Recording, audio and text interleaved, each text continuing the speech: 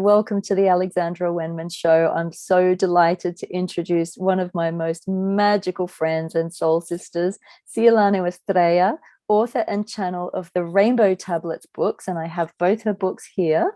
They're beautiful books. This is the first, and this is her latest one, which is all about divine union and sacred sexuality. These books are magical and all encoded with so many gorgeous frequencies and upgrades for you.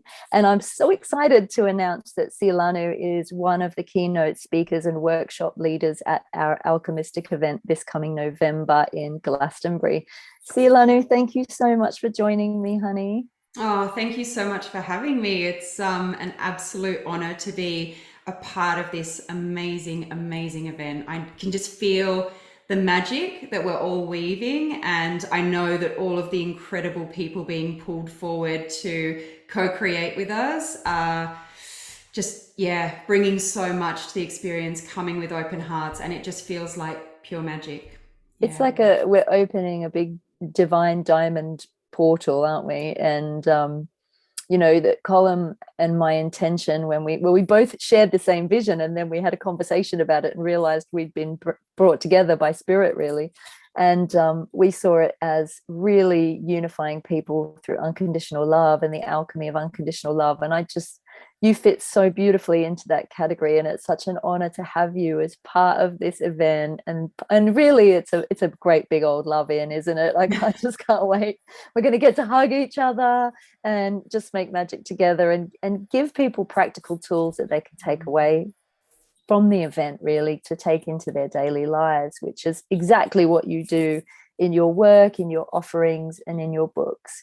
For those watching, there is another interview with Sia-Lanu on my channel, so you can catch up a lot with her story there. But I just want could you just give us a little bit of an overview of your work, how it all started, and just so the viewers can get to know you? Yeah, yeah, definitely. Well, I think, like you, being a channel, we embody the work. So it is really birthed through our journey, and it's something that's lived into. I was talking to a client yesterday who was sort of at that point in her 20s where she's trying to figure out, what am I meant to be doing with my life? What am I working towards? And it's funny. We're trained to think like that. We're conditioned to think, okay, so we go to school, we go to university, we get the degree, we get the career, we get the mortgage, and we basically don't start living until we retire. And it's this kind of like mindless wheel of kind of almost like chasing the carrot on the stick, and there's always something that in the future that we're moving towards, and it brings us out of presence and out of the magic, out of that truth. So what I was sharing yesterday, and what I experienced in my own journey, is that when you unplug from that and you start to see life as an adventure, you start to see it as almost like a playground and this incredible exploration, and you come into that full presence, the way that things unfold completely exceed your expectations, completely go beyond anything that you could have imagined. And it's really about cultivating that space within yourself to hear the whispers of your heart. I call it following the breadcrumbs, because there's no, you have to surrender that you don't know where it's leading you. You don't know what the future is. It's really about what is moving for me right now. What is the highest expression in this moment? What am I being called towards? And sometimes it doesn't even make sense how it's all going to come together. And then later you look back and go, wow, it was like this incredible cosmic weaving that I wasn't even aware of. And that's what I feel like my life has been, So like you, I went to university, I studied media and communications, majoring in journalism. I ended up going into advertising. I had a very successful career in advertising agencies, then went across to marketing and copywriting. And all along, I had all of the boxes ticked. Great, huge promotions, great apartment, everything's tick, tick, tick, tick, tick. yet I was not fulfilled. I had this sense that I was living someone else's life. It was never what I had wanted to do. My parents, bless their hearts, they were European.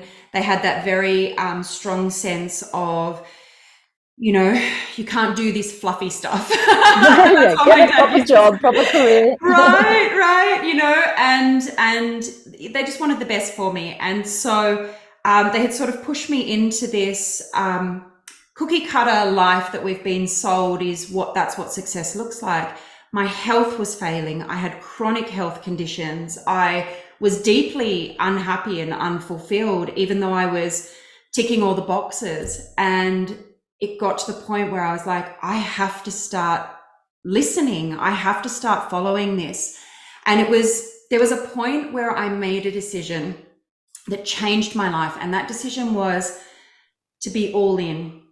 I was so afraid. Up until that point, I was so afraid of letting down my parents. I was so afraid of, you know, being seen and taking chances and going against the grain and being even more different than I already was. You know, I was very aware, like most, of being different and trying to keep up this facade of like fitting in and being normal, and it wasn't working for me. So I made a decision that I did not want to get to the end of my life and look back and be filled with regret because I never gave it my all. I never came and did what I came to do.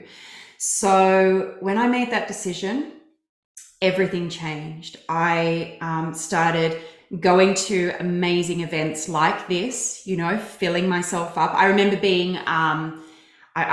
like 18 and seeing Louise Hay and Wayne Dyer and Deepak Chopra and everyone talk at Sydney Entertainment Centre.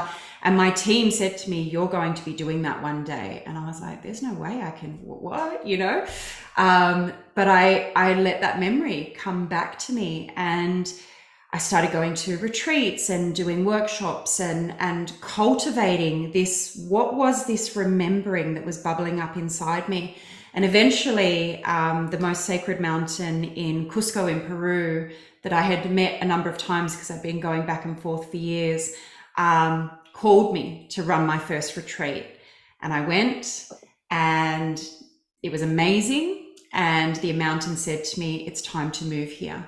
And I was like, I can't, I've got a car, I've got a dog, I've got, you know, all the reasons. And the mountain. That is really immense trust, isn't it? And that is really the one key tool that we have, is that trust. When you really feel it in your gut and it doesn't make logical sense, but you trust it and you move into the flow. And that is, thank God you did, because look at the blossoming. I mean, it changed everything. That one, and I'm not going to lie, I argued with the mountain for 4 days. I was like, can you give me some other wisdom? And the mountain's like, there is no other wisdom. That's the wisdom. And so I did it. My way or the highway. Yeah, exactly. Well, it's just like this is what your soul is calling forth. And so I did it. It led me on this path of magic beyond my wildest dreams. And I lived in Peru for 3 years. Now I've lived in the UK for 2 years. I've now got 2 books. I've got the Rainbow Tablets Mystery School, an amazing 3-month embodiment program on divine union and sacred sexuality. I have been through a massive journey myself because it was all embodying the codes that I was bringing through and grounding on earth. And yeah, it's just been, it's been wild, but incredible, you know, really, really incredible. Magical. I'm so pleased that you followed your calling. I want to talk a little bit about the latest book, and can we talk about sacred sexuality? Because as we know, there's so many distortions around sexuality and sexual energy. In your words, what is sexual energy? Yeah, so for me, sexual energy is our creative force energy. So, you know, one of the things I'm really sharing at the event is how we unlock that creative force energy and how we manifest and shape our reality through holding divine union within. So, you know, sacred sexuality and divine union, whether it's within or also with a partner, for me are like cosmic keys. They're cosmic keys, and they bring us back to I guess, our ultimate sense of wholeness, our remembering of ourselves as the essence of divine love. You know, that's our rainbow frequency. That's the wholeness of who we are, the God, goddess essence embodied. And obviously these energies, because they are so potent, they offer such a powerful alchemy. They offer, you know, just a fullness and a clarity of sacred weaving beyond anything that we've known, the full embodiment of our multidimensionality. So of course they've been suppressed, you know, because, you know, our societies don't want, you know, incredible sovereign beings walking around, because then we see through the illusion. And so for me, sacred sexuality is that connection and that cultivation of our creative force energy. It's holding divine union within, unifying our divine feminine and our divine masculine. And then when we come into practice with another, it's the extension of that, that wholeness within yourself. So it's two whole, sovereign, beautiful God, goddess beings coming together to co-create and weave through sacred co-creation. And it's the experience of being the all essence, having a co-creation with another expression of the all essence. So they say in the book, when two in divine union come together through sacred sexuality, it's like two universes making love, you know? That's so beautiful. I mean, you can really see this in the Magdalene Yeshua story and in so many other sacred couples throughout mythology and throughout history. One of the things that I find really just incredible in the level of distortion and how much they've kind of sullied the sexual energy to misuse it for control and to get us to doubt ourselves, I guess, especially in the Catholic Church, which I was raised in and, you know, had to break away from. But you can see it in popular culture really clearly, that movies that have guns and bombs and war and fighting and discord and conflict, a lot of them are actually rated, you know, 12 years old and plus, whereas movies that have lovemaking in them and female nudity are often rated 18 plus and, you know, seen as, oh, that's R-rated, that's off limits. And I'm like, well, how can love be off limits and something beautiful as sexuality and lovemaking be the thing that is, oh, you mustn't watch that, it's dirty, it's bad, it's wrong, that brings so many people into connection with their core desires? And then, I mean, depending on the portrayal of it, of course, but then something that is so full of conflict be made so readily available and to children as well. And you can see that that's how this planet has really played out for such a long time. And what I love is that, you know, work such as yours is bringing us back into real clarity about what our rights are with in terms of our bodies and our sexuality, and what it really is, which is this divine cosmic birthright that we have to co-create our own existence and to live a life of pleasure and bliss and joy and beauty and love. Yeah. Just love it. Yeah, definitely. And I think two things I want to bring out about that is that, you know, there's so much, I guess, shame or perfectionism, criticism and everything woven into our societies around not just sexuality, but our bodies, you know. So we're quite, from an early age, we're conditioned to be quite disconnected from our bodies, to be quite self-critical and to, you know, wear masks, to not be our authentic selves, to not have our full expression and our full voice. So one of the things that the Rainbow Race really shares in the second book is how, you know, intimacy with self is such a liberation, because how can we ever truly be intimate with anybody else if we're not intimate with ourselves? How can we meet someone if we haven't met ourselves? How can we love others if we haven't loved ourselves? And it feeds into something way bigger. It feeds into our relationship with abundance, because these energies, the feminine and the masculine, and the openness that we have with ourselves, it is our relationship with giving and receiving, you know? So it's just tied in with all of it. And one of the really beautiful things they share is that the orgasm is not a moment of climax. It's not a physical experience as we've come to know it. The orgasm is a moment, they call it like a moment of touching God, a moment of touching the all essence, the moment of touching source, whatever word you want to use. And it's about that remembering of our true essence. That's why it's so blissful, because it's like, oh, that's what I truly am. And then we come back down, because the only way that we know right now to get there is through physical pleasure. So it becomes like a blip. But what they say is that when we actually cultivate the relationship with ourselves, the embodiment of our divine feminine and divine masculine, and our creative force energy, our sexual energy, we actually come into such a heart-opened, unified state, a state of unity consciousness, a state of love, that we actually remember ourselves as orgasm being a state of being and a frequency, not a moment of physical pleasure. I really want to speak to this a little bit, especially when it comes to women and women's orgasm. And I can't believe I'm about to talk about orgasms on the YouTube channel. I had an experience of what I call, I guess, Eros Gamos cosmic orgasm in 2010 in Borneo with my now husband. He didn't have the experience, but I did.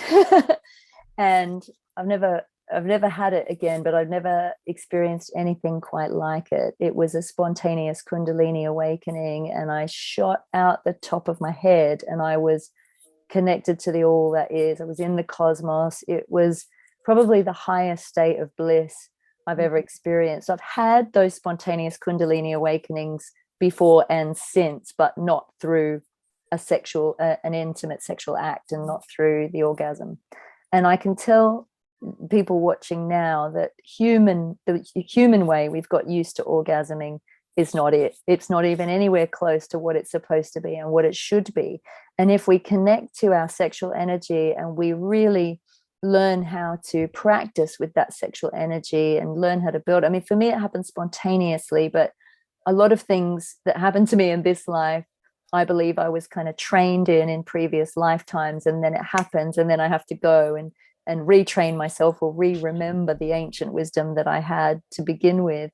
But it had the experience of a huge trajectory in life really accelerating, and bits of my life that weren't meant to be in my life kind of falling apart or being dismantled and dissolved to be recreated anew. And it really set me on a huge acceleration, and lots of amazing things came of it. And I mean, I hadn't known even what had led me up to that point, but I knew that something really profound was happening to me at that point. And it was at a point where I was really stepping into my work. And then I channeled precious wisdom, and I started channeling the cosmic codes that I was bringing through.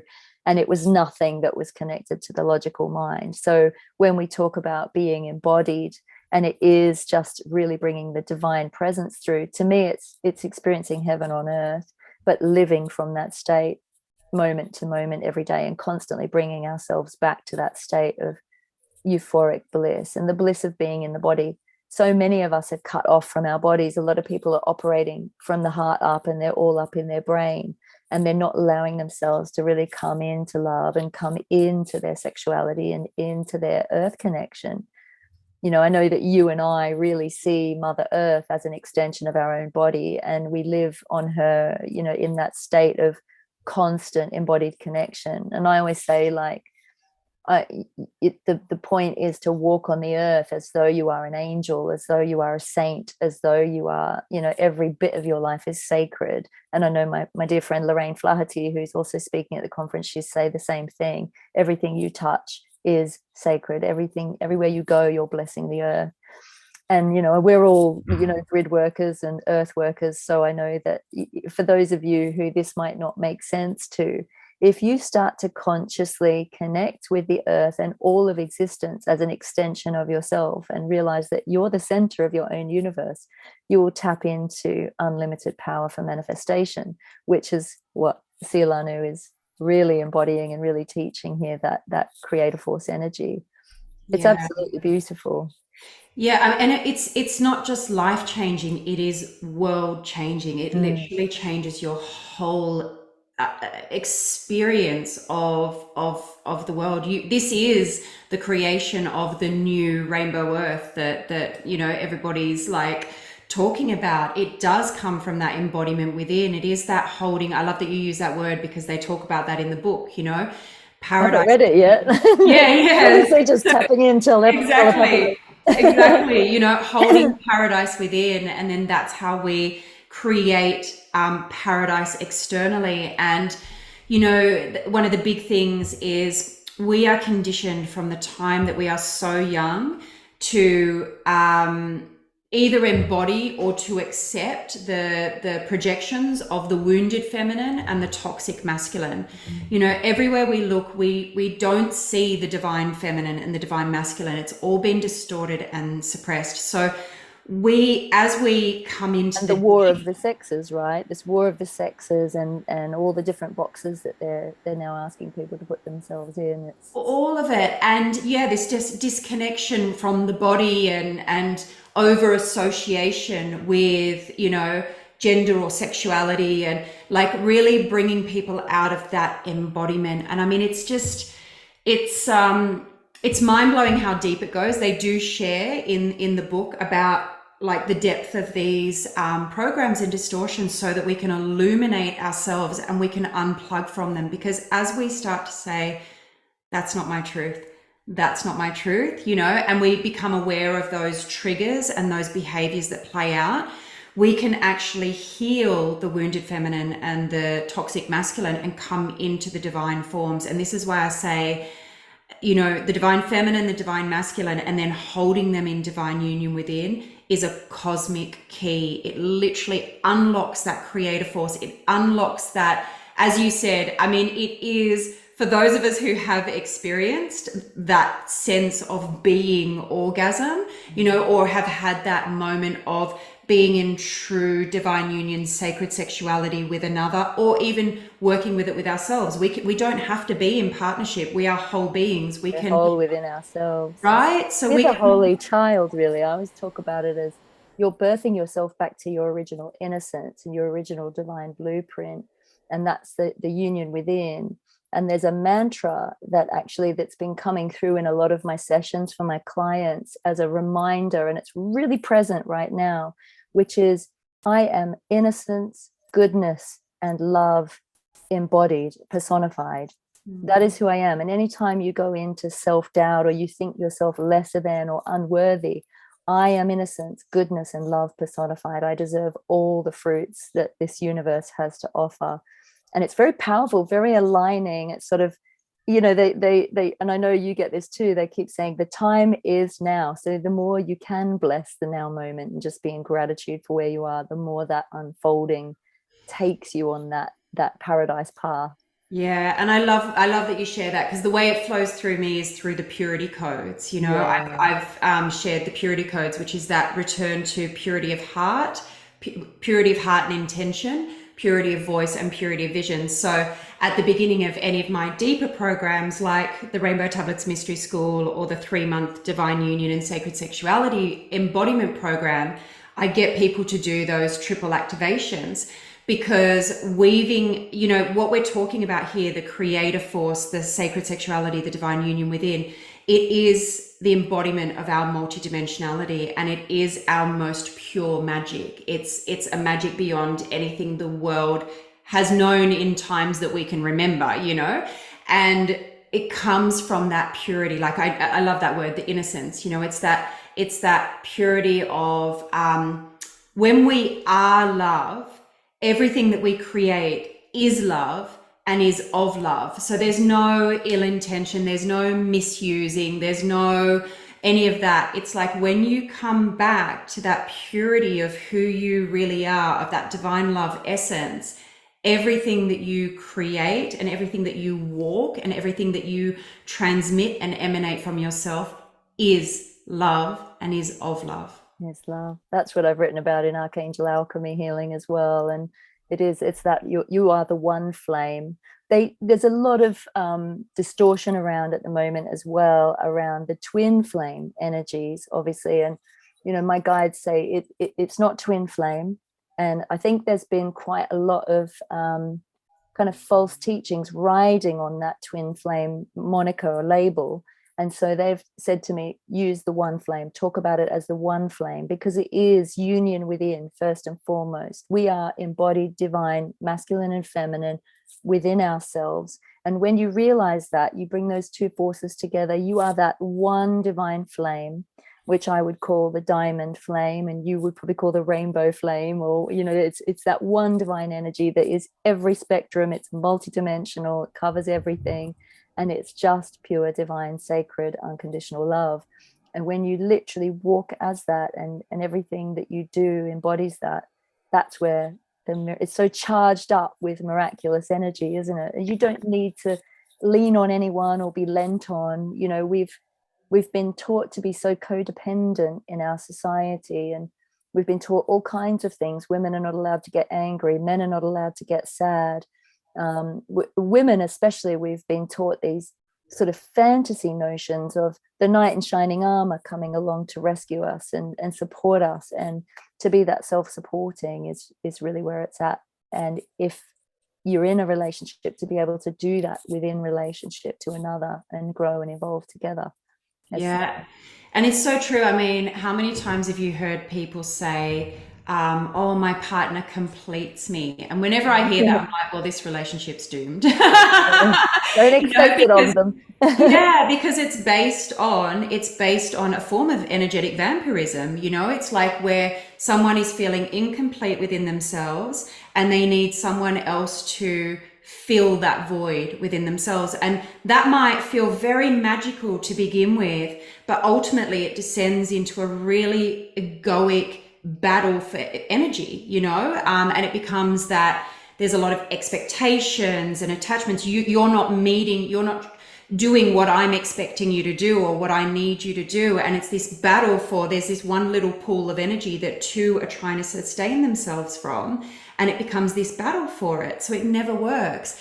The answer is absolutely through our divine union within. And when we, you know, when we really come into that, when we do then choose to come into a conscious relationship with another, we both know, we've both met ourselves, so we know how to meet the other. We've fostered intimacy with ourselves. We know how to foster intimacy with another. We know how to lift each other, how to hold space without creating demands, all of these things. And I'm not saying that we have to get all of the work done before we come into the partnership. We just need to make that commitment to ourselves that we understand that that's where our empowerment and our unity lies, so that when we come into the union, both partners are still going to be working on stuff, but it's this understanding of, I'm not expecting you to fill me up. I'm not expecting you to save me or to heal me or to make me feel worthwhile or anything like that. It's I'm a whole all essence being coming together with another beautiful expression of the all essence, so that we can share our journeys together and lift each other. And you learn and grow together. Exactly. And I think you get difficulty as well when there's one partner doing the work and one who's not ready to evolve. But again, then you have to come into acceptance and perhaps decide, is this the right partnership for me? And then be moved on. Yeah. And the choice always comes back to choosing to walk your highest path, because, and this is at the core of the twin flame dynamic as well, because as you know, I share my own twin flame journey through the books. But this is what I've been shown, is that the purpose of twin flames coming together is actually to activate codes within each other, to activate each into their highest path. Now it's up to each to take that choice and that commitment of, yes, I'm going to walk that highest path. If one doesn't and the other tries to tether themselves, whether it's twin flames, whether it's an existing relationship, whatever, any dynamic where One is wanting to walk their highest path and be in their highest expression. The other is not willing to do the work, and that one tethers themselves. They essentially pull themselves down into a lower reality. That's not honoring them. It's not honoring the other person, and it's not in highest service or highest joy of this amazing experience of being on earth, you know? So we always have to come back to, I walk my highest path. I'm in my highest expression. I commit, you know, to that. And what can happen is sometimes when we make that commitment, sometimes the other will actually step up. They will be inspired and they will choose, I don't want to be left behind, so I'm going to do the work myself. Other times they won't, and that's when we move apart. But whatever it is, it's always for the highest good, because when you choose your highest embodiment, your greatest expression of divine union, creator force energy, creating your reality, you are always manifesting at that highest frequency, and the universe will always support it. You can sometimes as well, I find, you know, that we always talk about relationships as reason, season, or lifetime. And sometimes those relationships are accelerants, you know, sometimes they are here to help to dismantle the old egoic programming that we've carried, and move you up to a higher plane. And I know that I know a lot of women at the moment who are walking out of long-term partnerships, and choosing a different way for themselves as the goddess comes back into the planet, I think. You know, and it's not just women, but I'm seeing a lot of women really step into their power at the moment and go, do you know what? I'm not living like this. I have, you know, I've got bigger stuff to do here, and I'm going to enjoy the pleasure of being alive. One of the things that I know is that when a woman feels really safe and loved and held and supported to be herself, she is the magic cauldron. She really is the holy grail, and she will lift the man, the masculine, up to where he's meant to be as the sovereign God king that he is supposed to be. And they practiced this obviously in pagan times. So there were thousands and thousands of years of goddess worship before the patriarchy stepped in and kind of we went through that necessary period of shadow. But this is all coming back up to the surface again now. We're going to see many more sacred partnerships, much more, many more women, especially older women, coming into their power and stepping into leadership roles.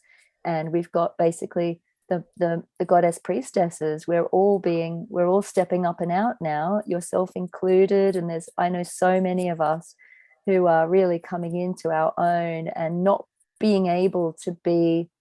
I'm doing a lot of work at the moment on emotional alchemy and how we are so manipulated through our emotions, and, you know, the guilt and the shame and all of that. And so when you really master your emotional and your sexual energy and your spiritual energy and come into that oneness, you can't be lied to and you cannot be manipulated. And Yeah. it's a really refreshing time. It's sometimes tough because when you love people and you have to say no to them, it can be very tough. But it is all about saying yes to the soul. It is. And you know what? The other thing I really love is I am seeing so many men stepping up now. I have so many male clients who are just incredible. And, you know, I think initially the feminine was rising first, which then kind of like created this shift that allowed the men to start, you know, rising. But even beyond whatever gender form we're in this embodiment, we all hold the divine feminine and the divine masculine within, you know. So even for whether you're, you know, say you're a woman, having that divine masculine strong within you so that you do know how to place those loving boundaries and say no when you need to. For the men, you know, as they're rising, softening into their own divine feminine so that they are able to be vulnerable, you know, when it's needed. They are able to be open. They are able to access more of the, you know, the divine inspiration rather than being so in the head, which is what they're trained, you know, or conditioned into as children. So it is this incredible collective healing as each person chooses to unplug from the distortions and chooses to come back to that truth and that core essence of divine love, their rainbow diamond frequency, their, you know, divine union within. it ripples out and it creates this space and this invitation for more to step up. So it really is, it's beautiful. It's beautiful to witness. I want to give a little shout out on that note to dear Colm Holland, who is the embodiment of the divine masculine, who I've partnered up with to run this event. And you know, when you see Colm and his wife Val together, the love between them is so palpable, and it's just such a lovely example of loving union in that way. And you know, I am seeing just constantly in my life more and more of these beautiful embodied brothers emerging, you know, men really stepping into their own union and coming forward to support the feminine. And it's beautiful. Everywhere I turn, I seem to have a really good male friend that's stepping into that and being really supportive. So it is happening, but times are changing, exactly as you said. And so shout out to all the men who are really supporting the goddess rising within themselves, and also coming into that union in the physical as well, supporting the women. Yeah. Honey, it's been so lovely chatting to you today. And I mean, we could go on for hours and hours and hours, you and I know, and there's so much more to discuss. But I will say to those watching, come along to Alchymystic. It's the 5th and 6th of November, 2022 this year. And come and hear more about these fantastic topics, and work with Sia-Lanu. She's running 2 sessions at the event, 2 fantastic sessions. Do you want to just tell us a little bit more about your sessions again, honey? Yeah, I mean, one of them will be focused on unlocking the creative force and manifesting with divine union within. And the other one is going to be another form of unity. So that's obviously our unification of divine feminine and divine masculine. The other is about unifying earth and stars. So I feel kind of like the first one, you guys have probably got a good feel of the kind of richness and, oh my gosh, like expansiveness that comes from diving into this area. And then the second one, for me, it's super healing. It is really linked to what you were saying about living life as sacred. You know, so many are disconnected from the earth. A lot of us have felt when we were younger, I don't belong here. I don't understand the way people treat each other. It just didn't feel right. We didn't feel like we fit in. Maybe we were also bullied because we were different. And a lot of people have grown up with this desire to be somewhere else, you know, but we are here for a reason. We're here. It doesn't fit. I know you guys have all seen the memes that go around, you know, if you don't feel like you belong on earth, it's because you're here to create a new one. And that's exactly it. We came here to create the shift and to bring the remembering and to break all of those old, you know, distortions that have kept us from this incredible expression of love and unity and multidimensionality and sovereignty and magic, you know.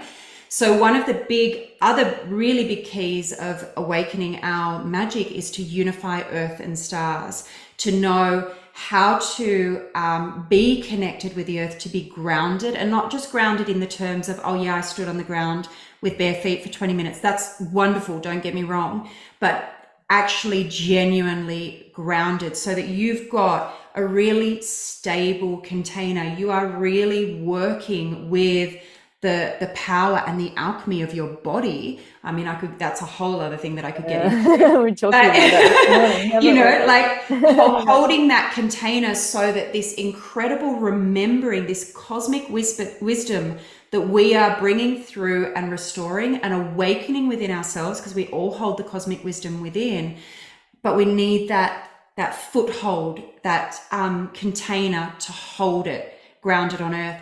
And when we bring earth and stars together into union, this is when we really come into our highest gifts and multidimensionality, because we can actually hold it and we start to really feel the beauty and the joy of being on this planet. Like, I used to be one of those people that just was like, get me the hell out of here, you know, and I just wanted to be with animals.